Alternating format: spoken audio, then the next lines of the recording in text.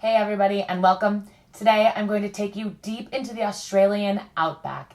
And if you want more information about this, like you're thinking of maybe planning a trip like this yourself or just want to see what it would be like, I wrote a blog post that has like a lot more of the information from this in there as far as what the actual tour I took is called, the pricing, the accommodation I stayed in, and the transportation, and just some more detailed information. So if you want to check that out, I'll put a link to it in the description below. And if you guys are enjoying this video, if you could hit that thumbs up button, it really just helps other people see this video as well, which is really awesome. So I would definitely appreciate if you could. And all right, I hope you guys enjoy. Hello and good morning from Bondi Beach. I'm up bright and early this morning, just waiting at the bus stop because today I am going into the Outback for the next 5 days. We're particularly in the Outback to Uluru, previously named Ayers Rock. It's like that huge red rock in the center of Australia. I'm super stoked, and I'm doing it a little different from the way I normally travel. None of my friends could go with me. They're all working, doing whatever here. So just me, since I'm done working officially in Australia, since my visa is almost over. So I'm joining a tour actually, which would be kind of cool for me. Instead of guiding, I just get to kick back. It's called Australia Outback Tours, and we spend 4 days in the Outback, basically like camping in swags, which is sort of like a bedroll, under the stars. So it's supposed to be kind of like rough, but adventurous and fun. Yeah, so heading to the airport now. Let's get going. Here we go.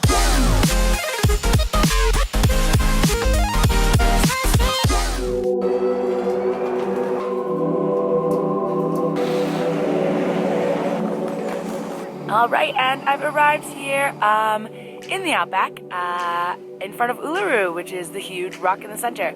We're just here stepping in the visitor center really quick, and then we're off to do a hike. But take a look behind me. We can already see it. Yeah, it's really big, and there's tons of flies.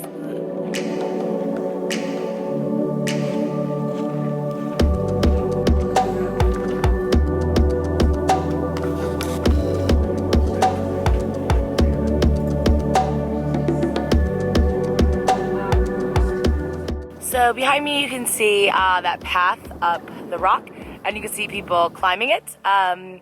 So we're actually running into the last times to climb it, so people are like scrambling to get out here so they can do it. So like in a month or so, it's going to be closed forever for climbing. The reason is it's super controversial. The Aboriginal people of Australia view it as a very like holy spiritual place, and they pretty much see it as people like climbing all over their church, so to speak. I'm kind of middle road. I can see both sides of it. To like, you should have respect for the Aboriginals, but at the same point, I don't really believe in owning things like mountains, rocks, landforms. I don't think one people should have a larger claim on them over the other. But for me, I decided not to climb it because it just doesn't mean as much to me to do it as I think it means for them not to do it. So I decided to respect their wishes, and no climbing for us today.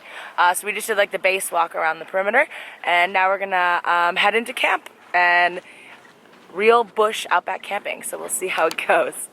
So we've arrived here at our campsite and just starting to set up the swags that we're sleeping in tonight, those bedrolls behind me, and starting to make dinner. And then we're gonna head over and watch the sunset behind Uluru, which should be absolutely amazing. The temperature's dropping quick. As you can see, I got my scarf and the layers now. It's gonna get cold, but it should be very worth it and very beautiful.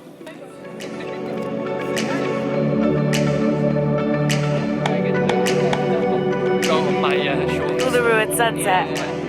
Hi! Oh, there's Uluru. There's another rock, I forget the name. What's that thing called? Kaka blah blah blah. Perfect. Fire success. And here's my bed for the night. That's it for the night. We just had dinner, and now we're just going to sleep in these swags. As you can see, this is what a swag is. It's basically just like a bedroll.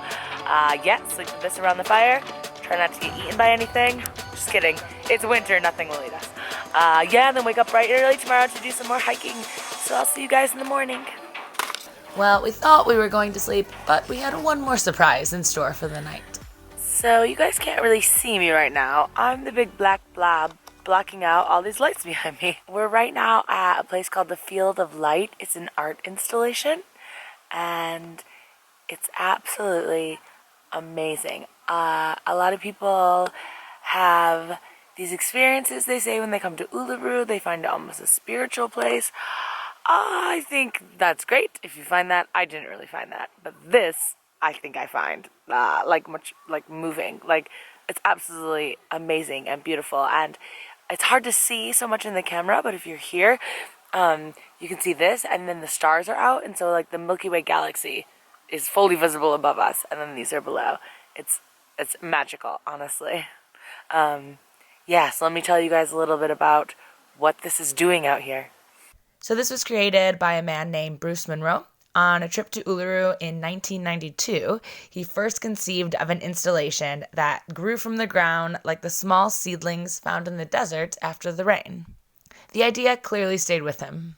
There are over 50,000 frosted glass spheres, stretching over almost 7 football fields of land space. The entire installation is solar powered by 36 different solar panels. And all of the materials are reusable and will be recycled once the installation is taken down.